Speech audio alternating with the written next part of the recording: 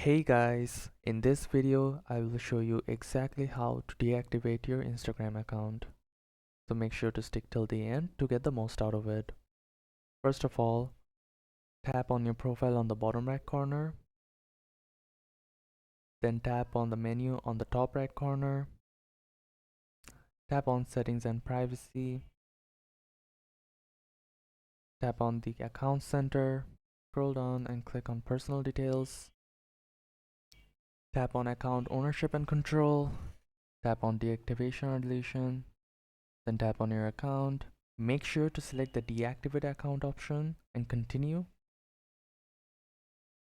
Then enter your password and finally continue. That's it guys, you have deactivated your Instagram account. Make sure to like and subscribe to the YouTube channel. Thank you for watching. Goodbye.